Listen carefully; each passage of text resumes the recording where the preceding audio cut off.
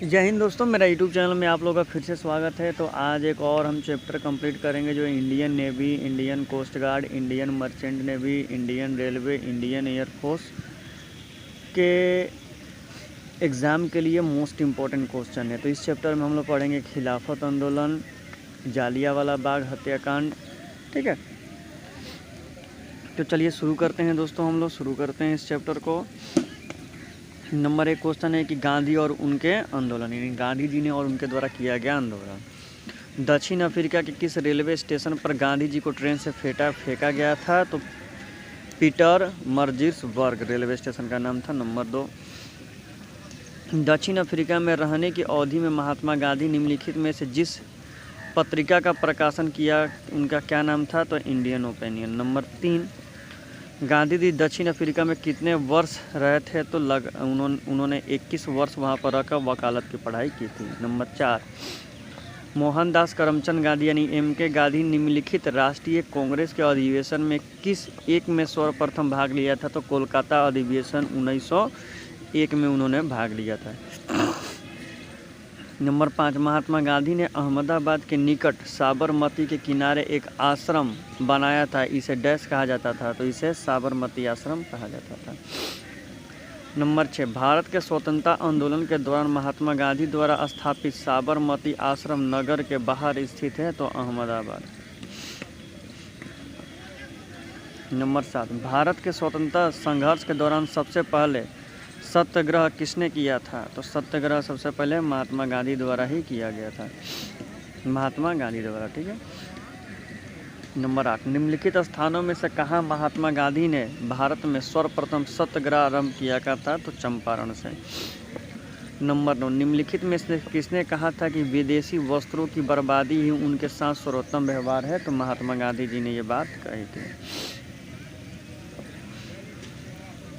अब आ जाते हैं दोस्तों नंबर 12 पर। निम्नलिखित सत्याग्रहों में से किसका नेतृत्व महात्मा गांधी ने किया था? तो बारडोली आंदोलन में। नंबर 13, गांधी जी को किसने सर्वप्रथम राष्ट्रपिता कहकर संबोधित किया था? तो सुभाष चंद्र बोस ने। नंबर 14, महात्मा गांधी का छत्तीसगढ़ में प्रथम आगमन कब हुआ था? तो 20 दिसंबर 1920 को। नंबर 15, स्वाधीनता आंदोलन के दौरान महात्मा गांधी के करीबी अंग्रेज मित्र कौन थे? तो रेवरेंड चार्ल्स एंड्रूज थे। इनके बारे में डिटेल में यहाँ पर दिया गया है। नंबर 16, महात्मा गांधी जी को वन मैन बाउंड्री फोर्स कहकर किसने संबोधित किया था? तो माउंटबेटन ने। नंबर 17, महात्मा गांधी ने भारत में अपना पहला जन भाषण कहाँ दिया था? तो मेरे को तो लग रहा है कि चंपारण में ही दिया होगा, नहीं बनारस में दिया था। Right answer Banaras. ठीक है। नंबर 18, निम्नलिखित में से किसने सत्याग्रह शब्द को गढ़ा था? तो महात्मा गांधी जी ने सत्याग्रह शब्द का उपयोग किया था, बनाया था। नंबर 19, भारतीय राजनीति में प्रवेश से पूर्व 1 वर्ष तक देश में पर्यवेक्षक एवं विद्यार्थियों के रूप में रहने की सलाह गांधी जी ने किसे दी थी? तो गोपाल कृष्ण गोखले द्वारा ये दी गई थी बात। नंबर 20, गांधी जी ने सेवा धर्म कहाँ अपनाया था? तो दक्षिण अफ्रीका में। नंबर 21, निम्नलिखित में से किस कारागार को गांधी जी ने मंदिर का नाम दिया था? तो यरवदा जेल। अब रॉयल एक्ट और जालियांवाला बाग हत्याकांड हम लोग देख लेते हैं।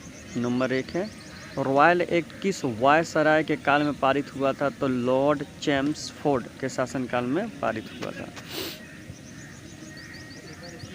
अब आ जाते हैं दोस्तों नंबर 2 पर। लिखा हुआ है रॉयल एक्ट का लक्ष्य क्या था? तो ये बिना मुकदमा चलाए बंदी बनाए और मुकदमों की सुनवाई संक्षिप्त प्रक्रिया द्वारा करना।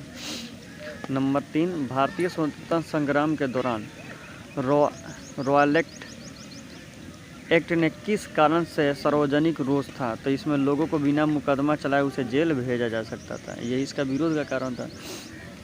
नंबर 4, जब रॉयल एक्ट पास हुआ उस समय भारत के वायसराय कौन थे? तो लॉर्ड चैम्सफोर्ड थे। नंबर 5, रॉयल एक्ट कब पास हुआ था? तो 1919 को पास हुआ था। नंबर 6, रॉयल एक्ट के विरुद्ध किसने लगान ना देने का आंदोलन चलाने का सुझाव दिया था? स्वामी श्रद्धानंद ने इसका सुझाव दिया था। नंबर 7, जालियांवाला बाग में प्रदर्शन के लिए क्यों लोग जमा हुए थे? तो कुचुल तथा सत्यपाल की बंदी बनाने का विरोध प्रदर्शन करने के लिए जमा हुए थे। नंबर 8, अमृतसर के जालियांवाला बाग में भीड़ का दमन हुआ था 13 अप्रैल 1919 को। नंबर 9, 30 मई 1919 को अपना अलंकरण भारत सरकार को लौटाने वाले व्यक्ति कौन थे? तो रविंद्रनाथ टैगोर थे। अब आ जाते हैं इसमें नंबर 10 पर। जालियांवाला बाग हत्याकांड 1919 में पंजाब में हुए अत्याचारों से अपने विरोध के रूप में किया। विख्यात व्यक्ति ने ब्रिटिश सरकार द्वारा प्रदान किए गए नाइट की उपाधि को वापस लौटा दिया था रविंद्रनाथ टैगोर ने। नंबर 11, किसके विरोध प्रकाशन के अभिप्राय के रूप में रविंद्रनाथ टैगोर ने अपनी नाइट की उपाधि वापस कर दी थी? तो जालियांवाला बाग हत्याकांड के बाद बोला था कि मेरे को नाइट की उपाधि नहीं चाहिए। नंबर 12, जालियांवाला बाग हत्याकांड के विरुद्ध में वायसराय की कार्यकारिणी परिषद की सदस्यता से किसने इस्तीफा दिया था? तो शंकर नारायण ने। नंबर 13, हंटर आयोग की नियुक्ति की गई थी जालियांवाला बाग हत्याकांड के बाद। ठीक है। नंबर 14, जालियांवाला बाग हत्याकांड के लिए जिम्मेवार ओ डायर को किसने मारा था? तो उधम सिंह ने मारा था। नंबर 15, निम्न में से किसके कारण सार्वजनिक रोष की लहर उभरी जिसके फलस्वरूप जालियांवाला बाग में ब्रिटिश द्वारा जनसंहार की घटना की गई थी? तो दी रॉयलेट एक्ट के कारण। नंबर 16, जालियांवाला बाग नरसंहार पर कांग्रेस जांच समिति की रिपोर्ट के प्रारूप को लिखने का कार्य किसे सौंपा गया था? तो महात्मा गांधी को। नंबर 17, रॉयलेट सत्याग्रह के संदर्भ में निम्नलिखित में से कौन सा कथन सही है? तो रॉयलेट अधिनियम सेनेटिंग कमेटी की सिफारिश पर आधारित किया गया था। ये बात सही है। अब देख लेते हैं खिलाफत आंदोलन। निम्नलिखित में से किसने खिलाफत आंदोलन को प्रारंभ किया? तो शौकत अली मोहम्मद अली ने मिलकर इसको प्रारंभ किया था। नंबर 2, वह व्यक्ति जिसने 4 अप्रैल 1919 को दिल्ली की जामा मस्जिद के प्रवचन मंच से हिंदू मुस्लिम एकता का भाषण दिया था? स्वामी श्रद्धानंद। नंबर 3, खिलाफत आंदोलन को समर्थन दिया था? तो गांधी जी ने दिया था। नंबर 4, निम्नलिखित में से कौन खिलाफत आंदोलन में शामिल नहीं हुए थे? तो मदन मोहन मालवीय। नंबर 5, खिलाफत आंदोलन के नेता निम्नलिखित में से कौन थे? तो मौलाना मोहम्मद अली और शौकत अली। असहयोग आंदोलन का चैप्टर देख लेते हैं। नंबर 1 है, निम्नलिखित में से किसने 1920 के नागपुर भारतीय राष्ट्रीय कांग्रेस का अधिवेशन में असहयोग प्रस्ताव को किया था? तो चित्तरंजन दास यानी CR दास ने। नंबर 2, निम्नलिखित में से किसने असहयोग आंदोलन को समर्थन दिया परंतु इसके परिमाण को नहीं देखा? तो तिलक ने यानी बाल गंगाधर तिलक ने। नंबर 3, भारतीय राष्ट्रीय कांग्रेस के असहयोग आंदोलन किस वर्ष प्रारंभ हुआ था? तो 1920 में प्रारंभ हुआ था। नंबर 5, असहयोग आंदोलन कब स्थगित किया गया था? तो 1922। नंबर 6, ब्रिटिश सरकार द्वारा महात्मा गांधी को दी गई वो उपाधि जिसने उन्होंने असहयोग आंदोलन के समय वापस ले ली थी? तो केसरे हिंद की उपाधि वापस ले ली थी। नंबर 7, चौरा चौरी हत्याकांड 5 फरवरी 1922 को। नंबर 8, वह घटना जिसके कारण गांधी जी ने असहयोग आंदोलन वापस ले लिया था? तो चौरा चौरी हत्याकांड के बाद वापस ले लिया था। नंबर 9, दिल्ली में देखिए जितना हत्याकांड बोल रहे हैं ना, असहयोग आंदोलन, चौरा चौरी हत्याकांड, रॉयल एक्ट, हंटर, सिया, ये सब मैंने डिटेल में पढ़ा दिया है। तो डिस्क्रिप्शन में वीडियो का लिंक मिल जाएगा, प्लेलिस्ट में जाकर आप देखिए। इसमें मैं सिर्फ क्वेश्चन आंसर करवा रहा हूँ। दिल्ली में 24 फरवरी 1922 को आयोजित अखिल भारतीय कांग्रेस समिति की बैठक में असहयोग आंदोलन को वापस लेने के लिए गांधी जी के विरुद्ध निंदा प्रस्ताव किसने किया था? तो डॉक्टर मुंजे ने यह प्रस्ताव रखा था। नंबर 10, निम्नलिखित में से किसने असहयोग आंदोलन के दौरान विदेशी वस्तुओं को जलाने के लिए निष्ठुर बर्बादी कहा था? किसने कहा था कि विदेशी वस्तुओं को मत जलाइए? तो रविंद्रनाथ टैगोर ने।